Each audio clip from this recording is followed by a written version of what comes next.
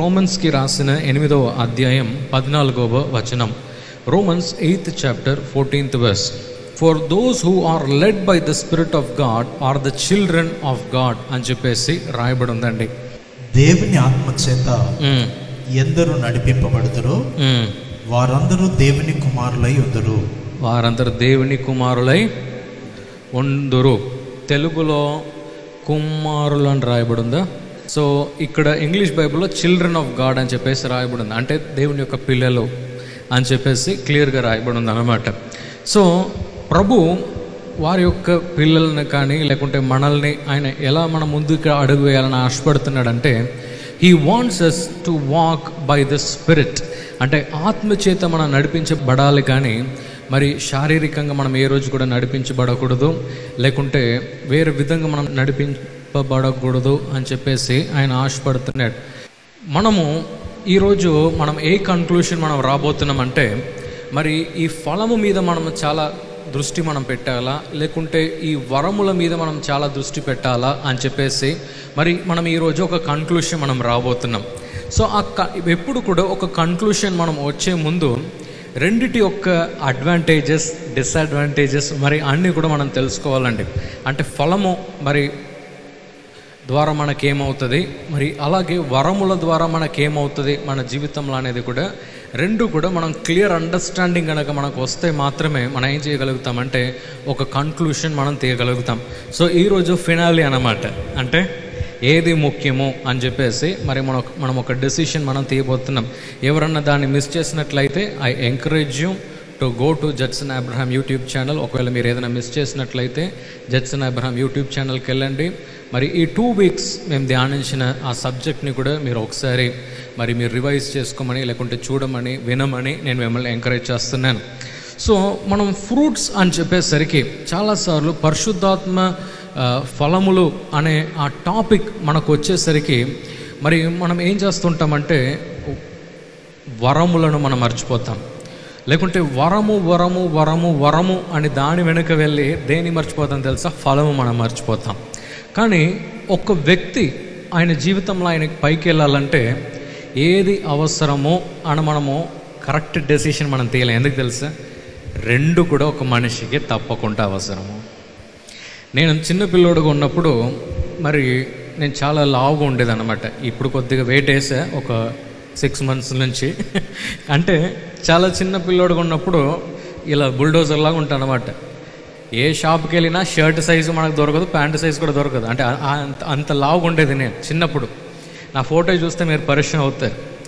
So ఏమైందంటే ఇంట్లో చాలా ఎంకరేజ్ చేసేది. దేనికంటే రే వెళ్ళి గేమ్స్ ఆడరా, కొద్దిగా బక్కగా ఊరా, చూడరా వేరే పిల్లల్ని చూడరా అని మా మమ్మీ చెప్పేది అనమాట. రే చూడరా ఆ అబ్బాయిని చూడరా, ఈ అబ్బాయిని చూడరా ఎంత ఫిట్గా ఉన్నాడు. మా ఫ్రెండ్స్ కొందరు ఇంటికి వస్తారనమాట, వెంటనే చెప్తారు రే చూడరా ఎంత బక్కగా ఉన్నారు, ఎంత స్ట్రాంగ్గా ఉన్నారు, నువ్వు కూడా అలా అవ్వాలరా అని చెప్పేసి ఏమంటూ ఉన్నారంటే, శామ్ వెళ్ళి ఏదైనా స్పోర్ట్స్ జాయిన్ అవ్వ అని అన్నారు. సో నేనేం చేశానంటే వెళ్ళి బాస్కెట్బాల్ జాయిన్ అయ్యాను. బాస్కెట్బాల్ అందరికీ తెలుసు కదా. సో బాస్కెట్బాల్ వెళ్ళి జాయిన్ అయ్యాను అనమాట. సో ఒక వారం మంచి సీరియస్గా వెళ్ళాను ఆడటానికి. మంచిగా ప్లే చేస్తున్నాను. ఒకరోజు ఏమైందంటే చాలా చాలా హుషారైపోయాను అనమాట గేమ్లో. ఆడుతున్నా చూస్తే చివరికి నా ఎడమ చెయ్యి ఏం చేసుకున్నానంటే విరిగిపోయిందనమాట ఈ చెయ్యి. అంటే గేమ్ ఆడాలని చెప్పేసి చూస్తే లాస్ట్కి ఈ చెయ్యి మొత్తం ఫ్రాక్చర్ అయిందనమాట, కింద పడిపోయి. ఇంట్లో అందరు కూడా పరిశాన్ అయ్యారు. ఏంద్రా నువ్వు గేమ్ ఆడుతావని వెళ్ళావు, మొత్తం చేతులు మొత్తం ఇరగొట్టుకొని వచ్చేవేంది అని చెప్పేసి వారు కామెడీగా వారు ఇంట్లో మాట్లాడుకుంటున్నారు అన్నమాట. సో ఒక 1 month వారు ఏం చేశారంటే ఈ చెయ్యికి ఆ సిమెంట్ పట్టి అంటారు, ఈ సిమెంట్ ప్లాస్టర్ వేసేసారు చెయ్యికి. అసలు చెయ్యి ఎక్కడ కూడా మనం ఇలా కదలలేమన్నమాట. నేను ముందు ఏమనుకున్నదంటే ఈ రైట్ చెయ్యే మంచిది, ఈ చెయ్యి మంచి చెయ్యి. అంటే రాసేదంతా దీనిలోనే రాస్తున్నాం. ఏది మోయాలన్నా ఎప్పుడు ఏ చెయ్యితో మోస్తాం, చాలా బరువు ఉంటే రైట్ హ్యాండ్తో మోస్తాం. ఒక 1 month నాకేం అర్థమైందంటే మనం ఎన్ని రోజులు ఈ చెయ్యే చాలా ముఖ్యం అని అనుకున్నాం. కానీ ఈ ఒక్క 1 month ఈ చెయ్యి అసలు దేనికి పని చేయలేదు చూడండి. అప్పుడు ఏమర్థమైందంటే అబ్బా ఈ చెయ్యికి ఇంత విలువ ఉందా అని అర్థమైంది. అంటే అప్పుడు నాకేమర్థమైందంటే కొన్నిసార్లు మనం ఒక్క చెయ్యి మీదనే మనం ఫోకస్ చేస్తాం, ఒక్క దాని మీదనే మనం ఫోకస్ చేస్తాం. కానీ 2 ఉన్నప్పుడు మాత్రమే ఫుల్గా మనం ఫంక్షన్ అవ్వగలుగుతాం. హల్లెలూయా. సో ఇక్కడ మనము నడుస్తాం, నడిచేటప్పుడు ఒక్క కాలుతో నడిస్తే బాగుంటుందా, 2 కాళ్ళతో నడిస్తే బాగుంటుందా? 2 ఉంటేనే బాగుంటుంది కదా. 2 కళ్ళు ప్రభు ఇచ్చాడు.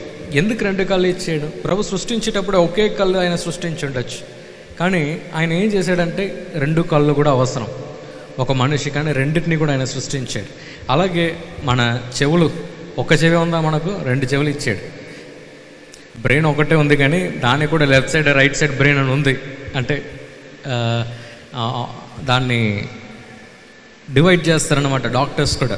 అంటే నేను ఎందుకు ఇది నేను మీకు తెలియజేస్తుందంటే to function properly in our Christian life, మన క్రిస్టియన్ జీవితంలో కూడా మరి మనము సరిగా మనం ముందుకెళ్ళగలగాలంటే, కరెక్ట్గా మనం ముందుకెళ్ళగలగాలంటే ఫ్రూట్ ఉంటే మాత్రం సరిపోదు, లేకుంటే గిఫ్ట్స్ ఉంటే మాత్రం సరిపోదు, అంటే ఫలం ఉంటే మాత్రం సరిపోదు, వరములు ఉంటే మాత్రం సరిపోదు, కానీ 2 ఉండాలి. హల్లెలూయా. 2 కూడా ఉండాలి అని చెప్పేసి ప్రభు ఈరోజు మనతో మాట్లాడాలని ఆశపడుతున్నాడు.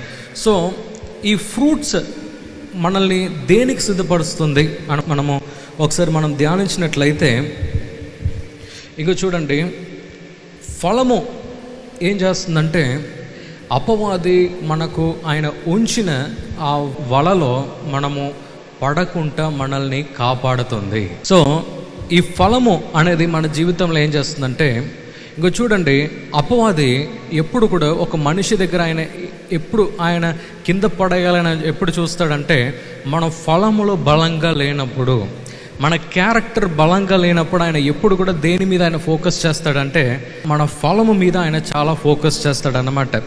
అందుకే మనం బైబిల్ గ్రంథంలో మనము ఆదాము ఆయన యొక్క జీవితంలో కూడా మనం ఏం చూడగలుగుతామంటే, ఆయన దేని ద్వారా కింద పడిపోయాడు?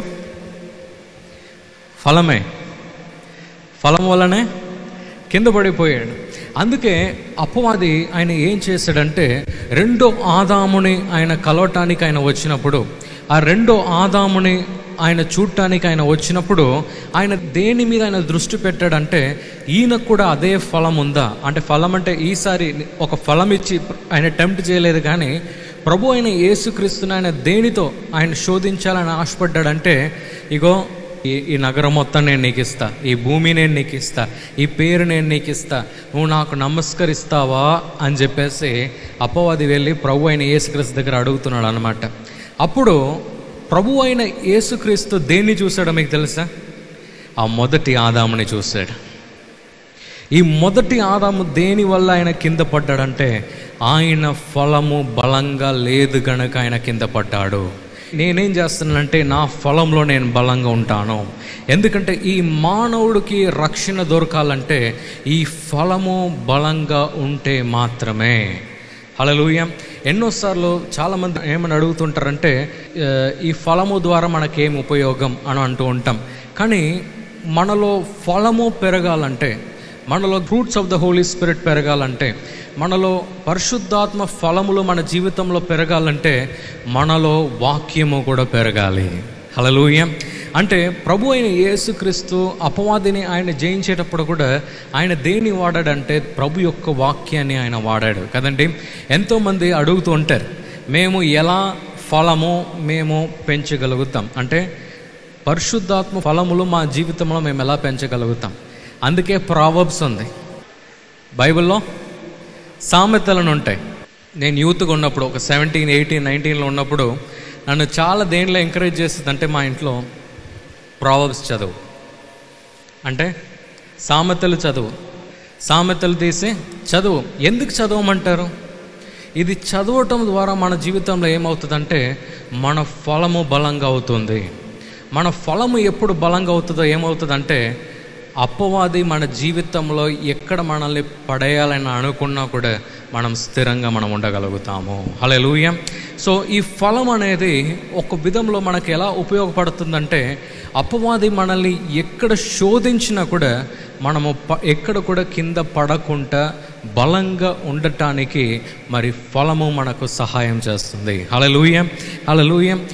ఈ ప్రోగ్రాం మీకు ఆశీర్వాదకరంగా ఉన్నదని మేము నమ్ముతున్నాం. ఫస్ట్ లైక్ చేయండి, తెలిసిన వారు మీ ఫ్రెండ్స్ అందరికీ మీరు షేర్ చేయండి, తర్వాత సబ్స్క్రైబ్ చేయండి. తప్పగా ప్రభు మిమ్మల్ని దీవిస్తాడు. ఇక రాబో వీడియోను కూడా మీరు చూడండి, దీవించబడండి. ప్రభు మిమ్మల్ని దీవించును గాక. God bless you.